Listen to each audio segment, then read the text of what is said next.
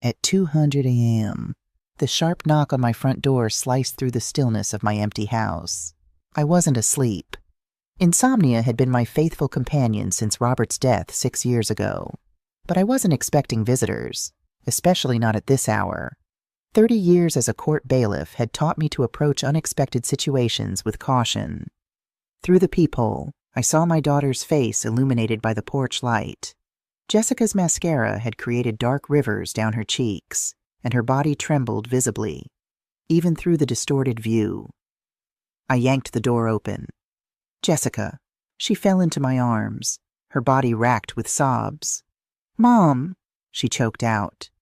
"Daniel's gone. He took everything. All our money. Every account. He's been planning it for months." Her words dissolved into incoherent crying. A cold, familiar clarity washed over me, the same detached focus I had maintained through countless courthouse crises. I wasn't surprised. Disappointed. Heartbroken for my daughter, but not surprised. I'd been waiting for this moment for 5 years, since the day Jessica had introduced me to the charming financial consultant with the too-perfect smile and evasive answers about his past. "Come inside," I said, guiding her to the living room sofa. "Tell me exactly what happened." Jessica's story spilled out between sobs. Returning home early from a business trip to find drawers emptied of Daniel's belongings, logging into their joint accounts to discover zero balances, finding a cold, impersonal note explaining he'd found someone who understands him better and had moved on to the next chapter of his life. His assistant, Veronica, was also mysteriously absent from work. "I trusted him with everything. Mom," she whispered. "The house, the investments, even my inheritance from Dad. It's all gone."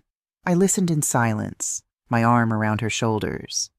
When she finally exhausted herself, her breathing settling into hiccuping gasps, I stood up. "Wait here." In my bedroom closet, behind the row of everyday clothes, hung my bailiff's uniform. I hadn't planned to wear it again until Monday morning, but tonight called for something official, something that represented order in the midst of chaos. I changed methodically navy blue tactical pants, light blue shirt with the county emblem, polished black boots, and finally my badge. Not because I was on duty, but because I needed to remind myself and show Jessica that I understood how systems worked, how justice operated. When I returned to the living room, Jessica looked up, confusion momentarily replacing despair on her tear-stained face. "Mom, why are you in uniform?" I didn't answer immediately.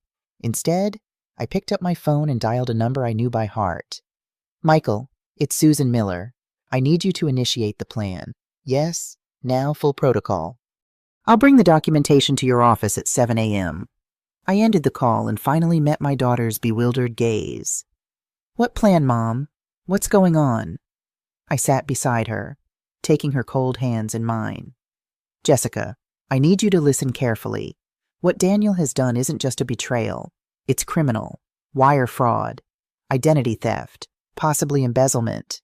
And I've been preparing for this possibility since the day he suggested selling your house."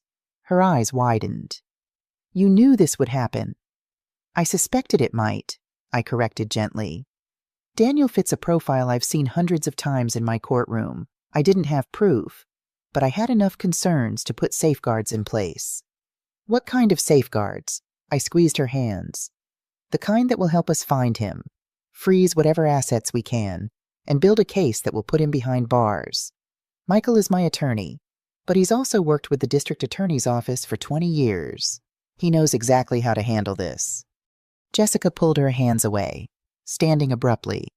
"You've been investigating my husband behind my back, planning for him to commit a crime." I had anticipated this reaction. The victim's first instinct is often to defend the abuser, to question those trying to help, rather than face the full horror of their situation. "No, sweetheart, I've been protecting you quietly in case my instincts were right. I hoped they weren't." I maintained steady eye contact. "But they were. And now we don't have time for anger or disbelief.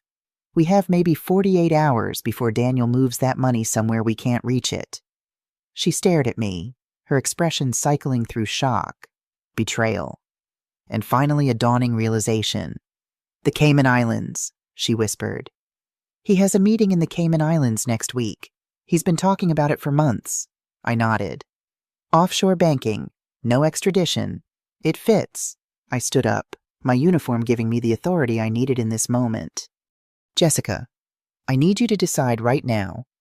Do you want to curl up and cry about this betrayal? Or do you want to fight back? Because I'm ready to fight, but I need your cooperation."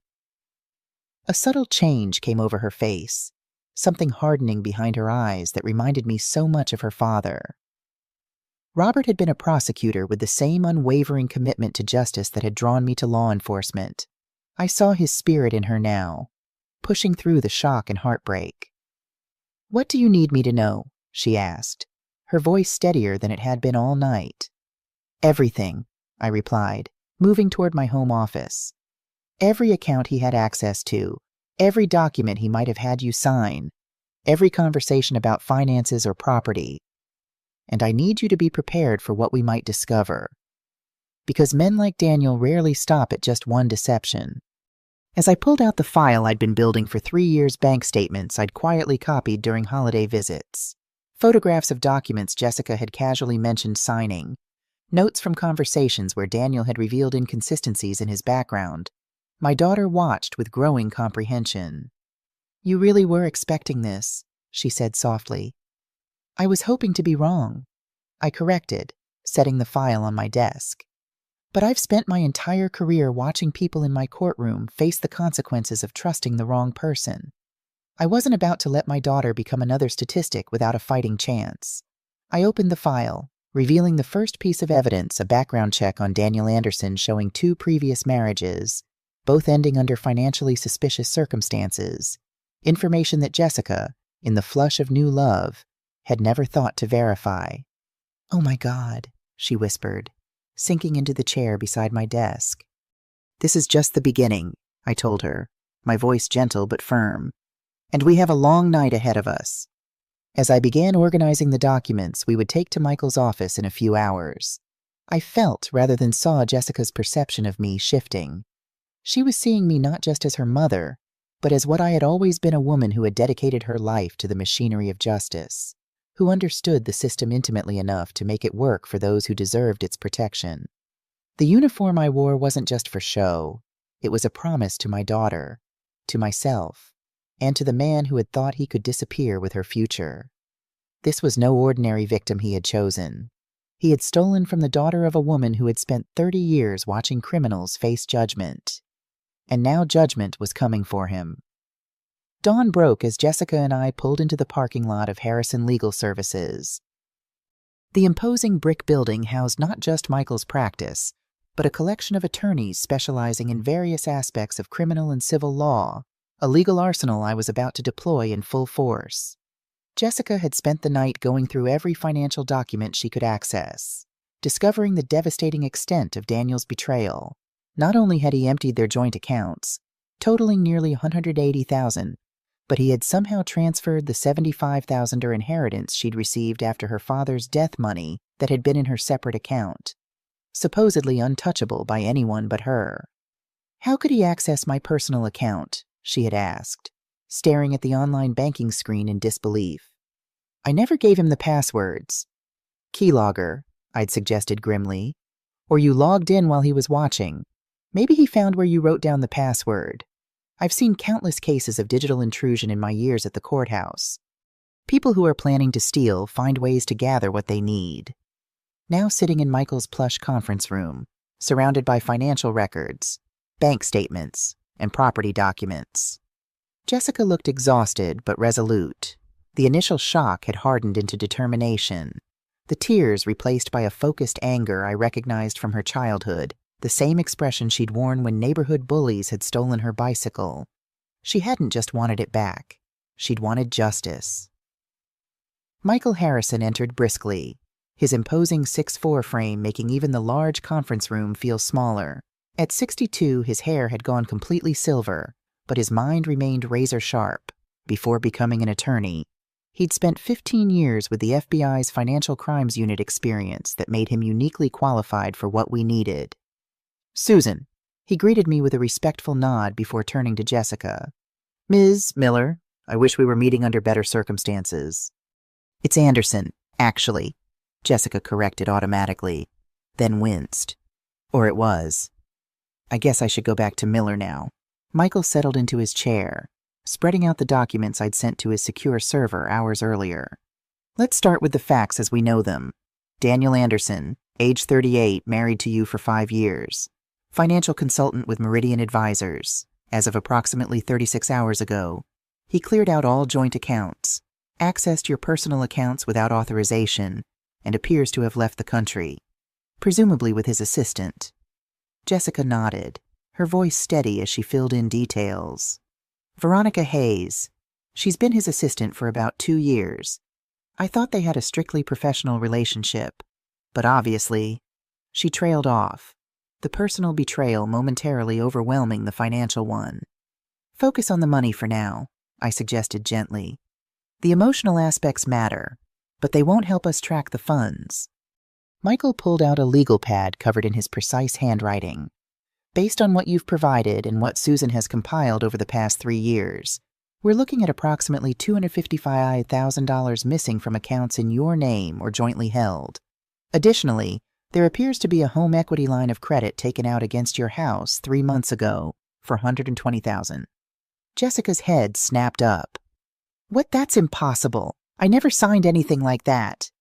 Michael slid a document across the table, a copy of the home equity loan with what appeared to be Jessica's signature at the bottom. That's not my signature, she said immediately. I mean, it looks similar, but the J is wrong. I make mine with a specific loop that's not there. Forgery, I noted, unsurprised. Add that to the list of charges. Michael was making notes with efficient precision. The good news, if we can call it that, is that most of these transactions are recent. The joint accounts were emptied yesterday. The transfer from your personal account happened 3 days ago. The home equity loan funds were moved last week to an account at First National, which gives us a trail to follow. Can we get the money back? Jessica asked the question that mattered most to her immediate future. Some of it, possibly most of it. Yes, Michael replied, his confidence bolstering my own.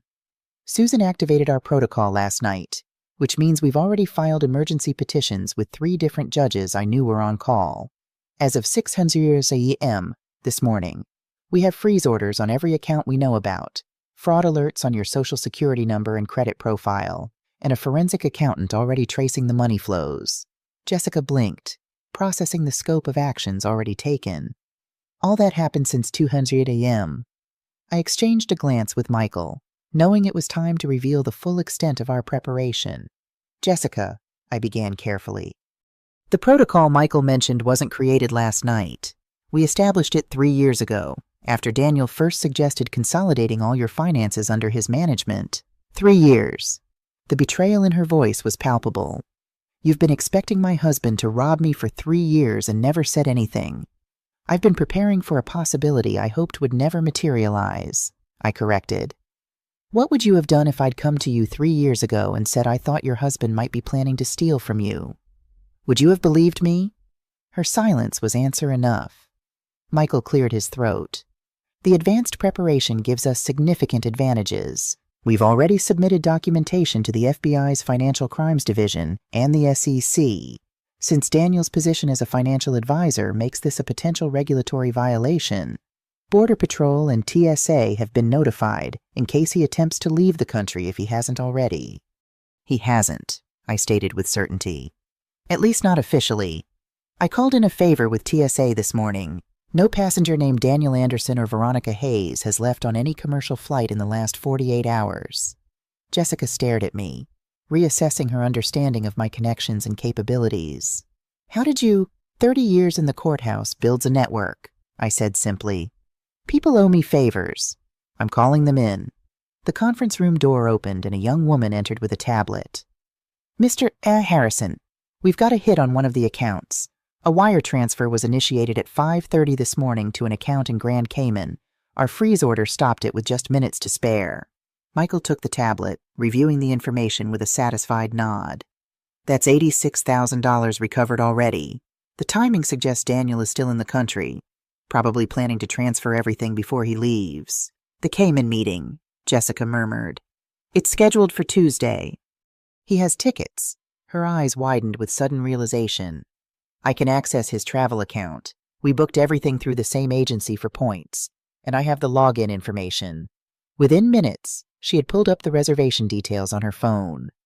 Daniel Anderson, departing tomorrow at 8:15 a.m. for Grand Cayman, connecting through Miami. That's our window, Michael said, already reaching for his phone. We need surveillance at the airport tomorrow morning and an arrest warrant ready to execute. As he stepped out to make calls, Jessica turned to me, her expression a mixture of gratitude and lingering hurt. I understand why you didn't tell me about your suspicions, but it still feels like you were just waiting for my marriage to fail. I chose my words carefully, knowing this moment would shape our relationship moving forward. What I was waiting for was being wrong. Every document I gathered, every contingency I planned for.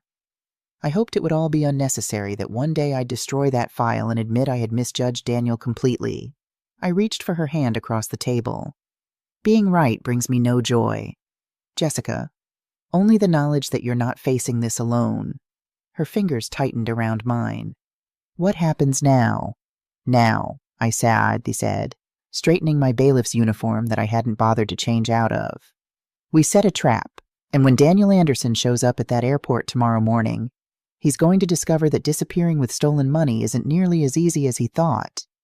As Michael returned with confirmation that the arrest arrangements were being made, I felt the familiar calm that had served me through decades of courthouse crises.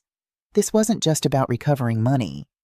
It was about something more fundamental, showing my daughter that systems could work, that justice wasn't just an abstract concept, but a force that could be harnessed by those who understood its machinery. Daniel had chosen the wrong family to betray. He just didn't know it yet. Sleep was impossible that night. Jessica tossed and turned in my guest room while I sat at the kitchen table reviewing our strategy for the morning. Michael had arranged for 2 county deputies, both friends from my years at the courthouse, to meet us at the airport, along with an agent from the FBI's Financial Crimes Unit, who had taken a particular interest in the case after learning Daniel had potentially defrauded multiple clients at his firm. At 5:00 a.m., I knocked gently on Jessica's door, though I suspected she was already awake. It's time, I said when she opened it, eyes red-rimmed but alert. We need to be at the airport by 6:30 to get in position. She nodded, already dressed in jeans and a simple black sweater. I still can't believe he thought he would get away with this. Men like Daniel operate on the assumption that their victims will be too embarrassed or overwhelmed to fight back effectively, I explained, pouring coffee into travel mugs. They count on confusion and delay. He didn't count on my mother being a bailiff with 30 years of connections, Jessica said, a hint of pride breaking through her exhaustion. No, I agreed, handing her a mug. He certainly didn't. I was once again wearing my uniform, not because I would be acting in any official capacity, but because I wanted Daniel to see me exactly as I was an officer of the court, a woman who had dedicated her life to the machinery of justice. The psychological impact would be worth any questions about my attire. The airport hummed with early morning activity as we arrived. Michael was waiting at the designated meeting point near the security checkpoint, accompanied by deputies Carson and Jimenez, both in plain clothes but with badges discreetly visible on their belts. FBI Agent Keller is already in position near the gate, Michael informed us, his usual composure tinged with the excitement of the hunt. TSA has confirmed Anderson checked in online at 4:30 this morning for his 8:15 flight. He hasn't gone through security yet. Jessica scanned the terminal anxiously. What if he doesn't show? What if he's already found another way out of the country? Private flights still require customs clearance, I reminded her. And we have alerts in place at every exit point. If he's leaving today, it's almost certainly through this airport. Deputy Carson, a stocky veteran with 25 years on the force, gestured toward the security line. We've got plainclothes officers watching every checkpoint. Man fitting his description hasn't come through yet. What about Veronica? Jessica asked suddenly. Should we be looking for her too? I exchanged glances with Michael, who nodded slightly. We should consider the possibility they're traveling separately to avoid detection. Do you have a recent photo of her? Jessica pulled out her phone, scrolling through images until she found one from a company holiday party 6 months earlier. Veronica Hayes, a sleek brunette with a calculated smile, standing next to Daniel. "I'll send this to our team," Deputy Jimenez said, forwarding the image to the officers positioned throughout the terminal. For the next hour, we maintained our surveillance, tension building as the departure time approached. Travelers streamed through security business people with efficient movements, families juggling luggage and children, solitary figures with headphones creating private bubbles in the public space. At 7:22 a.m., Deputy Carson's radio crackled. "Possible subject sighting at Checkpoint C, male matching description, traveling alone." My pulse quickened as we repositioned ourselves with a view of the checkpoint in question. And there he was, Daniel Anderson, my son-in-law of 5 years, looking nothing like the polished financial advisor who had charmed his way into my daughter's life. His normally perfect hair was hidden under a baseball cap, designer suits replaced by nondescript jeans and a gray hoodie. He carried a single carry-on bag and kept his head down, avoiding eye contact with TSA personnel. Beside me, Jessica inhaled sharply. "That's him, and he's alone. We wait until he clears security," Michael murmured. "The arrest warrant specifies he's to be taken into custody before boarding, but after clearing the checkpoint, less chance of him running." I watched Daniel place his bag on the conveyor belt, remove his shoes, empty his pockets with the practiced motions of a frequent traveler. He passed through the body scanner without incident, collected his belongings, and began walking toward the concourse that would lead to his gate. "Now," Michael said into his phone, giving the signal to the officers positioned ahead. What happened next unfolded with the choreographed precision of a well-planned operation. 2 TSA officers and Agent Keller converged on Daniel from different directions, cutting off potential escape routes. Deputy Carson moved forward to make the actual arrest, badge clearly visible as he approached. "Daniel Anderson, I'm Deputy Carson with the County Sheriff's Department. I have a warrant for your arrest on charges of wire fraud, identity theft, and grand larceny." From our position, I could see the moment panic replaced confusion on Daniel's face. His head swiveled, looking for exits, but he was completely boxed in. His shoulders slumped in defeat as Deputy Carson secured his wrists with handcuffs. "I want to see him," Jessica said suddenly, stepping forward before I could stop her. I followed closely as she approached the group of officers now surrounding her husband. Daniel's eyes widened when he saw her, then narrowed when he noticed me behind her, resplendent in my bailiff's uniform. "Jessica," he began, his voice taking on the smooth, persuasive tone I'd heard him use countless times. "This is all a misunderstanding. I was just moving our money to protect it from market volatility. If you'll just save it," she cut him off, her voice remarkably steady. "The wire transfers to the Cayman Islands, the forged signature on my home equity line. The emptied accounts, that's not protection. Daniel, that's theft." His gaze shifted to me, comprehension dawning. "You," he said flatly. "You never liked me, never gave me a chance." I maintained my professional demeanor, the same impassive expression I'd perfected through thousands of courthouse proceedings. "I gave you 5 years of chances. Mr. Anderson, you used them to steal from my daughter."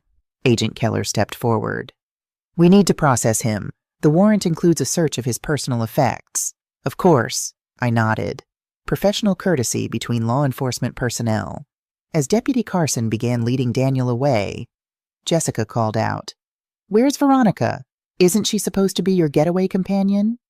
Something flickered across Daniel's face. Surprise, confusion, then a carefully blank expression.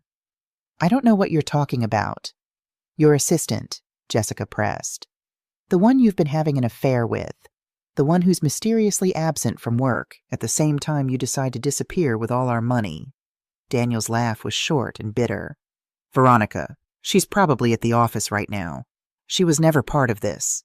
Jessica blinked, momentarily thrown by this unexpected response. "But your note said you'd found someone who understands you better." "Figure of speech," Daniel replied, a hint of his usual arrogance returning despite the handcuffs. "This was never about another woman, Jessica. It was about freedom from debt, from obligations, from expectations I never wanted to fulfill." The revelation struck Jessica visibly. The understanding that she hadn't been replaced by another woman, but simply discarded as an inconvenience. In some ways, this seemed to cut deeper than the financial betrayal. I placed a steadying hand on her shoulder as the officers led Daniel away toward the airport security office, where he would be formally processed before transport to the county detention center. "He was going alone," she said quietly once he was out of sight. "All this time I imagined them together, laughing at me, spending my money. But he was just leaving. Everyone." "Narcissists rarely form genuine attachments," I replied, guiding her toward a seating area where Michael waited. "The only relationship that matters to someone like Daniel is the one with himself." As we sat down, Michael spread out a preliminary inventory of items found in Daniel's possession: $12,000 in cash, 5 credit cards in different names, a passport with recent stamps from several countries known for banking privacy, and most importantly, a thumb drive that forensic analysts would soon discover contained account numbers and access codes for the offshore accounts he had established. "This is an excellent start," Michael assured us. "With the evidence seized here and the freeze orders already in place, we have a strong chance of recovering a significant portion of the stolen funds." Jessica nodded, but her expression remained troubled. "I still don't understand how I missed the signs. How I could have been so completely wrong about someone I lived with for 5 years.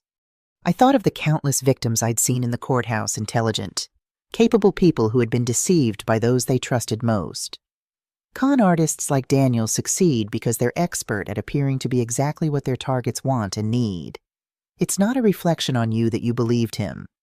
It's a testament to how practiced he was at deception." As we left the airport, the sun had fully risen on what promised to be a grueling but productive day of statements, formal charges, and continued financial tracing. Daniel was in custody, but our work was just beginning. "What happens now?" Jessica asked as we reached the car. "Now," I said, unlocking the doors, "we follow the money. Every account, every transfer, every forged document. We build a case so solid that Daniel has no choice but to cooperate if he wants any hope of leniency." What I didn't add was the thought completing itself in my mind. And we discover just how deep this rabbit hole goes. Because 30 years in the courthouse had taught me that initial betrayals often concealed even larger deceptions waiting to be uncovered. Daniel's arrest wasn't the end of this story.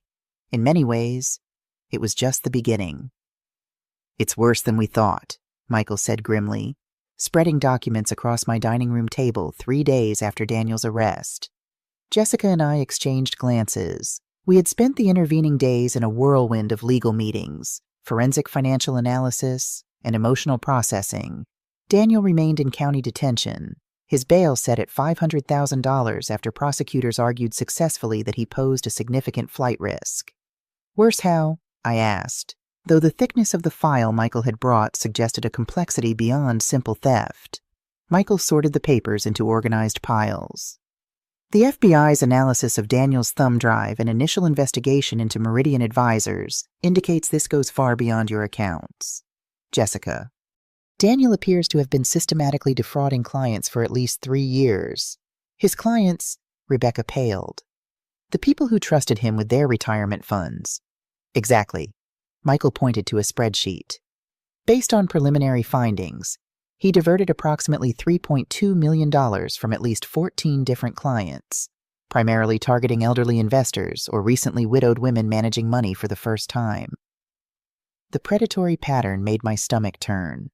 In my years at the courthouse, I'd seen countless financial crimes, but those targeting vulnerable populations had always struck me as particularly despicable. "No wonder he could afford our lifestyle," Jessica murmured, the pieces falling into place. "The luxury vacations, the expensive car, the country club membership. I always assumed he was just good at his job." She looked up, fresh horror dawning. "Oh God, those dinner parties we hosted. Were those potential victims? Was I unknowingly helping him find new targets?" Michael's expression softened with rare compassion. "You were as much a victim as anyone else. Jessica more so because he used your good name and reputation to establish credibility with others." I reached for Jessica's hand, finding it cold and trembling. "This isn't your fault." Daniel is a con man who happened to marry one of his marks. Which brings us to an unexpected complication, Michael continued, pulling out a particular document. The FBI has officially taken over the case due to the interstate nature of the fraud and the number of victims involved. They're expanding the investigation to include potential money laundering and securities fraud. How is that a complication? I asked. Sounds like they're taking it seriously. The complication, Michael clarified, is that they want Jessica to cooperate in building the larger case. Specifically, they're interested in her providing testimony about Daniel's activities, business associations, and any documents she might have seen or signed unwittingly. Jessica straightened. Of course I'll cooperate. I want him held accountable. It's not that simple, Michael cautioned. Cooperating means potentially being named in court documents, giving depositions, testifying in open court. Your association with Daniel, however innocent, will become part of the public record. It could affect your professional reputation, your credit standing, even future employment opportunities. The implication hung heavily in the room. Jessica's career in corporate communications had already been jeopardized by her extended absence during this crisis. Public association with a major fraud case could make finding new employment considerably more difficult. What's the alternative? She asked quietly. Focus solely on recovering your personal funds. Let the FBI build their larger case without your direct involvement. It might mean a slightly slower recovery process for you, but greater privacy protection. I watched Jessica consider this, seeing the same internal struggle I'd observed when she was a child facing difficult choices, the weighing of personal benefit against broader principles. If I don't help, she said slowly, what happens to the other victims, the elderly clients, the widows? The FBI will still pursue the case, Michael assured her. They have substantial evidence from the thumb drive and Daniel's records. Your testimony would strengthen their position, but it's not the sole determining factor. Jessica was quiet for a long moment, her gaze distant. When she finally spoke, her voice carried a resolve that reminded me powerfully of her father. I need to help them. These people trusted Daniel partly because of me, because I was the respectable wife who legitimized him in their eyes. If my testimony helps recover their savings or prevents him from hurting others, that's more important than protecting my privacy. Pride swelled in my chest. Despite everything Daniel had taken from her money, security, trust, he hadn't managed to steal her fundamental decency. There's one more thing you should know, Michael said, his expression grave. In reviewing Daniel's personal effects seized during the arrest, investigators found documentation suggesting this isn't his first financial scheme. They've linked him to similar operations in Florida and Arizona operating under different names. Different names, Jessica repeated, confusion evident in her voice. Michael nodded, sliding a photocopy across the table. 3 driver's licenses with Daniel's photograph, but different names. David Collins, Christopher Bennett, and Daniel Anderson. Your husband's real name appears to be Nathan Caldwell, Michael explained gently. He's been assuming new identities and running similar schemes for approximately 12 years. Jessica stared at the document, her world visibly crumbling further. I didn't even know his real name, she whispered. Who did I marry? A professional con artist, I said, the pieces falling into place with sickening clarity, the charm, the conveniently vague background, the expertise in separating people from their money. It wasn't just his job. It was his entire identity. There's more, Michael continued reluctantly. Preliminary investigation suggests he has at least 2 other marriages that were never legally dissolved. Which means my marriage was never valid, Jessica finished, a strange laugh escaping her. I'm not even legally his wife. I don't know whether to be devastated or relieved. The revelations continued mounting as Michael walked us through the FBI's initial findings. Nathan Caldwell had operated in at least 4 states, targeting affluent communities with large retiree populations. His pattern was consistent: establish himself as a financial advisor, build a client base through social connections, gradually siphon funds while providing falsified statements, then disappear when discovery became imminent or he'd accumulated sufficient wealth. What makes this case particularly significant, Michael explained, is that we caught him before he could fully disappear, In previous instances, victims didn't discover the theft until he was long gone, the trail cold. "Because of Mom," Jessica said, giving me a look that contained both gratitude and lingering hurt at my years of silent vigilance. "Because she recognized what he was when I couldn't." "The credit goes to both of you," Michael corrected. "Your immediate action when you discovered the theft, Jessica, was crucial. Many victims waste precious days in denial or confusion." As Michael gathered his documents to leave, promising updates as the federal investigation progressed, Jessica remained at the table, staring at the photocopy of Nathan's false identifications. "I'm an intelligent woman," she said once we were alone. "I have a master's degree. I manage communications for major corporate clients. How could I not see this?" I sat beside her, choosing my words carefully. "Con artists like Nathan, or whatever his real name is, succeed precisely because they target intelligent, accomplished people. If you were truly gullible or unsophisticated, you wouldn't have had the resources worth stealing." "That's cold comfort," she murmured. "There's something else to consider," I added. "Your father was only gone for 3 years when you met Daniel. You were still grieving, still adjusting to his absence. Daniel offered security, financial expertise, things Robert had provided before his death." She looked up sharply. "You think I was trying to replace Dad?" "Not consciously," I clarified. "But grief creates vulnerabilities even in the strongest people. Nathan sensed that and exploited it. That's what predators do. They identify emotional needs and position themselves as the solution." Jessica was quiet for a long moment, absorbing this perspective. "When does the shame go away?" she finally asked. "The feeling that I should have known better." I thought of the thousands of victims I'd seen move through the courthouse over 3 decades. Dignified elderly women scammed out of retirement funds. Successful businessmen caught in investment fraud. Intelligent young people seduced by romance scams. All asking some version of the same question: how could I have been so blind? "The shame fades when you realize that trust isn't a weakness," I told her. "Nathan didn't succeed because you were foolish. He succeeded because you have the normal, healthy human capacity for trust. He's the broken one, not you." As evening settled around us, Jessica finally went upstairs to shower and rest. I remained at the dining table, surrounded by the paper trail of deception that had nearly destroyed my daughter's life. The bailiff in me recognized the familiar patterns of fraud and calculated manipulation. The mother in me burned with a cold fury that someone had deliberately targeted my child.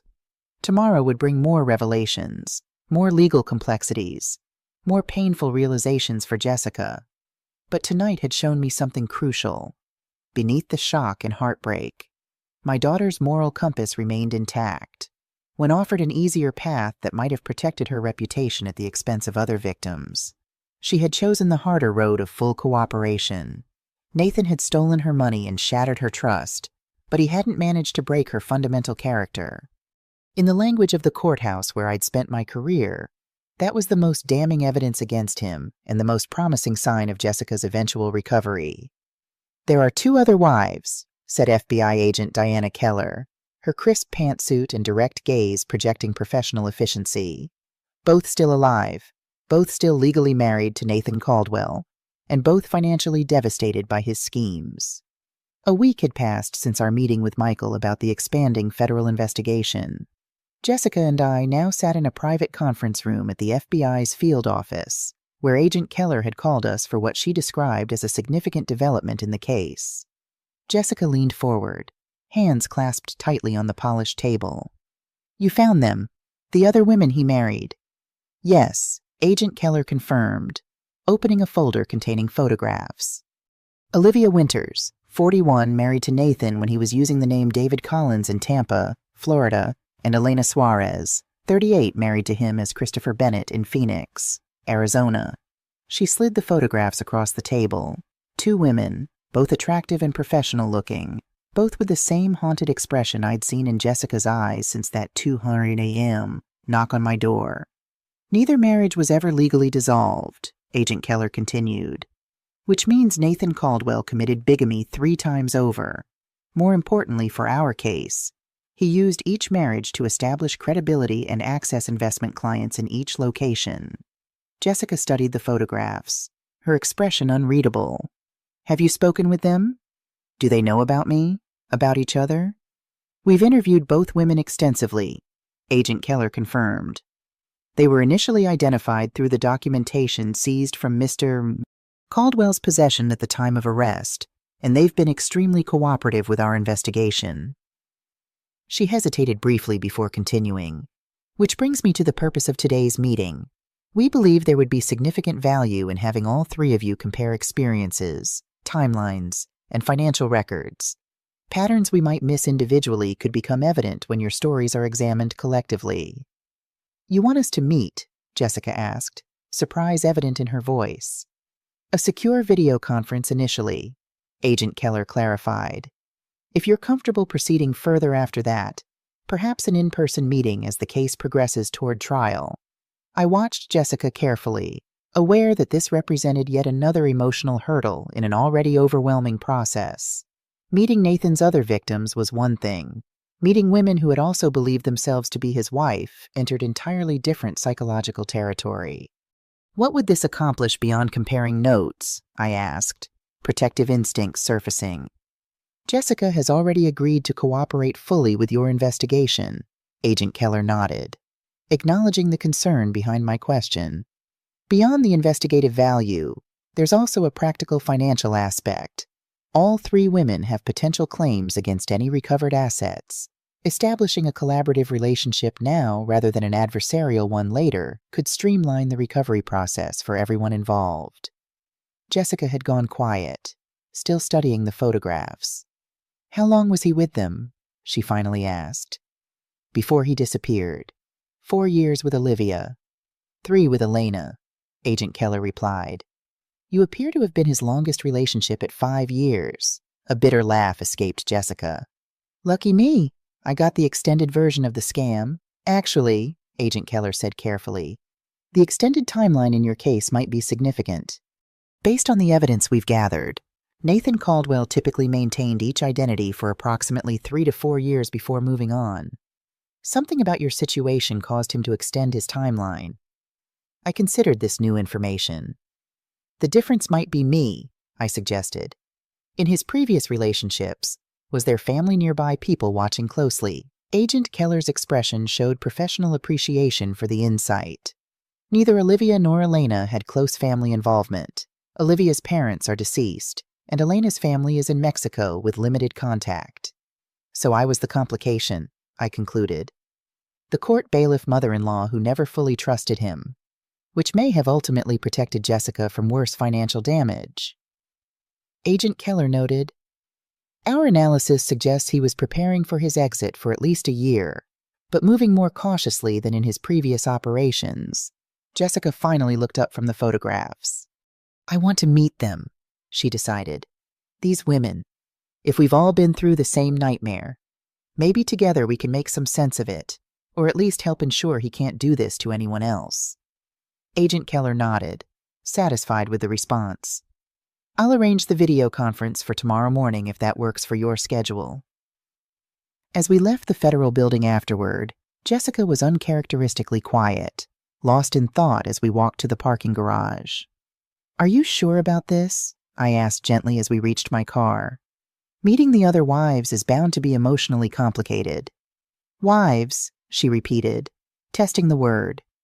The legal wife is Elena, technically, since she was first. Olivia and I were never legally his wives at all. She shook her head, a sad smile touching her lips. Isn't that absurd? I'm actually upset about not legally being married to a man who stole from me and countless others. It's not absurd, I assured her, unlocking the car. Marriage carries profound emotional and social significance regardless of the legal technicalities. Finding out yours wasn't legally valid is another loss to process.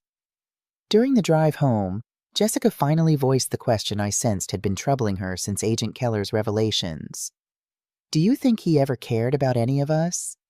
Even a little? Or were we all just convenient access to financial targets? It was the question every victim of relationship fraud eventually faced. Had any of it been real? Had there been moments of genuine connection amid the calculated deception, the need to believe we haven't been completely blind, that we recognized at least some truth amid the lies, runs deep in human psychology. I don't know, I answered honestly. People like Nathan Caldwell operate differently from those with normal emotional capacity. They can simulate caring convincingly while feeling very little actual attachment. That's not very comforting, Jessica murmured. I know, but here's what I do know for certain. I continued. Whether he felt anything genuine or not doesn't reflect on you or your capacity to love. You brought real emotion, real commitment to your relationship. That those qualities were exploited rather than reciprocated speaks to his deficiencies, not yours. The next morning found us in a secure conference room at Michael's office, where the FBI had arranged the video call with Olivia and Elena. Technical staff ensured the connection was properly encrypted, then left us alone with Agent Keller to await the others' arrival. Jessica had dressed carefully for the meeting professional, but not overly formal, as if attending a business meeting rather than a deeply personal confrontation with her husband's other victims. I recognized the choice as psychological armor, the same approach I'd seen countless witnesses adopt in the courtroom when facing difficult testimony. The screen flickered to life, revealing a split view of two women in similar conference rooms, Olivia blonde and tailored in Tampa, Elena dark-haired and elegant in Phoenix. For a moment, no one spoke. Three women who had never met yet shared the most intimate form of betrayal, simply observing each other across digital space. Well, Olivia finally said, her slight southern accent breaking the silence. I guess we're the world's most exclusive club now, women who thought they were married to Nathan Caldwell. The unexpected humor cracked the tension. Elena smiled faintly, and Jessica let out a breath that sounded almost like a laugh. I'm Jessica, my daughter introduced herself. And this is my mother, Susan. The bailiff, Elena noted, her gaze shifting to me. Agent Keller mentioned you were instrumental in catching him. On behalf of women everywhere, thank you. I nodded acknowledgement, but kept my focus on Jessica. This was her conversation, her process to navigate. I was present as support, not to lead the discussion. For the next 2 hours, the three women shared their stories, how they met Nathan in his various identities, the courtships that now revealed identical patterns, the gradual consolidation of financial control, and finally, the devastating discoveries of his betrayal. The similarities were striking. All three women were successful professionals.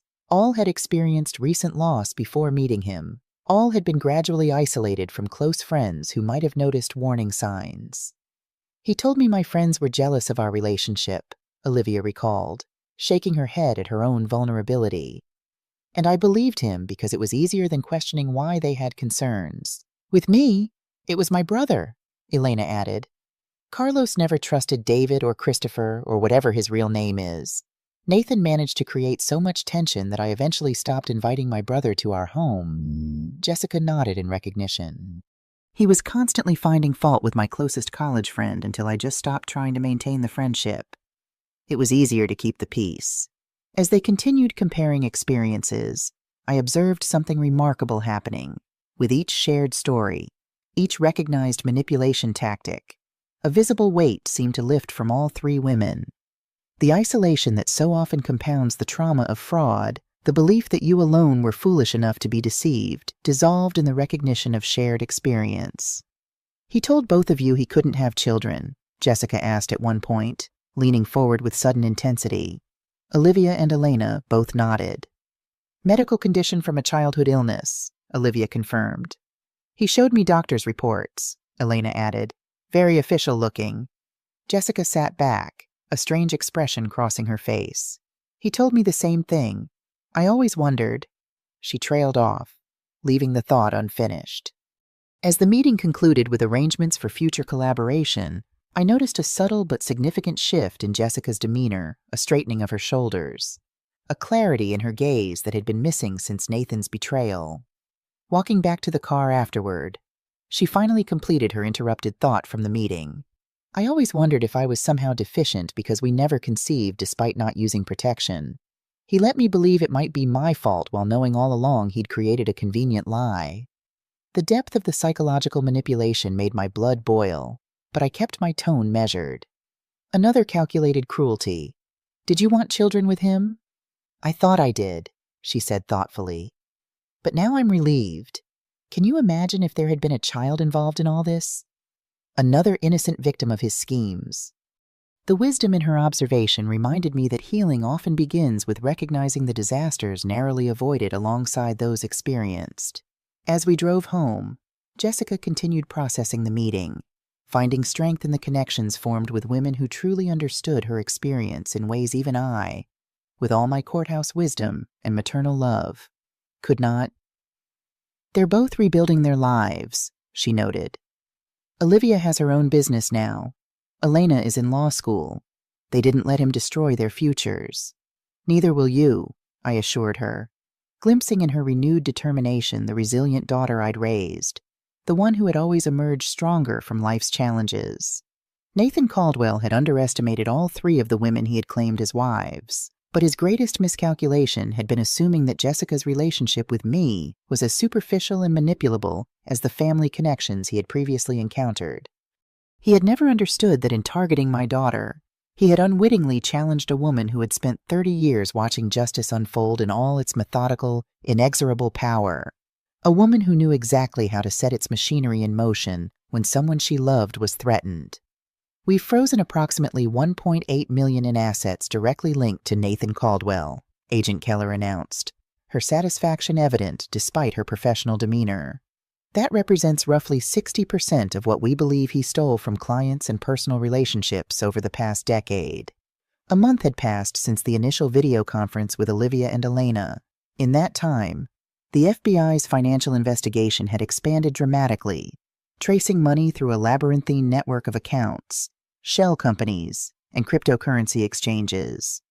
Jessica, Olivia, and Elena had established a regular communication pattern, sharing documentation and memories that repeatedly provided investigators with new leads. We sat now in the federal prosecutor's office, Jessica and I, joined by Michael, Agent Keller, and Assistant U.S. Attorney James Donovan, a serious man with prematurely gray hair and the focused intensity of someone who had spent his career pursuing white-collar criminals. The good news, Donovan continued, is that we have a clear path to recovering most of those frozen assets for distribution to victims. The challenge is establishing a fair distribution method given the number of victims and varying levels of financial harm. Jessica leaned forward. What about the money that hasn't been recovered? The remaining 40%. Agent Keller and Donovan exchanged glances. We believe a significant portion was converted to cash or physical assets we haven't yet located, Keller explained. Based on patterns from his previous operations, Nathan likely has storage facilities or safety deposit boxes in multiple locations, which is where your continued cooperation becomes particularly valuable, Donovan added. Each of you, Olivia, and Elena might unknowingly hold information that could lead us to these hidden assets. A casual comment he made, a location he visited repeatedly, habits you observed during your relationships. Jessica nodded thoughtfully. He was always meticulous about handling certain errands alone. Monthly trips he insisted on making himself, usually to locations at least an hour away from our home. Exactly the kind of pattern we're looking for, Agent Keller confirmed. We've already identified 3 storage facilities based on information from Olivia and Elena. Each contained physical assets, gold coins, jewelry, collectible watches worth approximately $85,000 total. The methodical approach to asset recovery reminded me of countless financial crime cases I'd witnessed from my bailiff's position, the patient unraveling of complex schemes, the gradual reassembly of financial puzzles designed to confuse and mislead. What made this case unusual was the personal element. The victims weren't just faceless investors or distant corporations, but women who had shared their lives, their homes, their dreams with the perpetrator. What about our individual financial recoveries? Jessica asked, the practical question that most directly affected her immediate future. The money he took from my accounts, the fraudulent home equity loan. Your case is actually the most straightforward, Michael interjected. Since we caught him before he could move most of your funds offshore, we've already secured court orders releasing approximately $162,000 back to you. That represents about 65% of what was taken from your personal and joint accounts. Relief washed over Jessica's face, the first concrete good news in a month of revelations and legal complexities. The funds should be released to your new accounts within 72 hours, Michael confirmed. The home equity loan has been invalidated based on the forgery evidence, so that's no longer a concern. Your house is secure. I squeezed Jessica's hand, sharing her relief at this tangible progress. The financial recovery wouldn't erase the emotional damage of betrayal, but it would provide essential practical stability as she rebuilt her life. There's one more matter we need to discuss, Donovan said, his tone shifting slightly. Nathan Caldwell has offered to cooperate with our investigation in exchange for consideration during sentencing. Jessica stiffened beside me. What kind of cooperation? Information on the location of additional assets, Agent Keller explained. Names of accomplices who helped him establish false identities and move money. Details of other financial schemes he may have knowledge of. And what would he get in return? I asked, the practical courthouse professional in me automatically evaluating the potential deal. We're considering recommending a sentence of 15 to 20 years rather than the 25-30 he's likely facing without cooperation, Donovan replied frankly.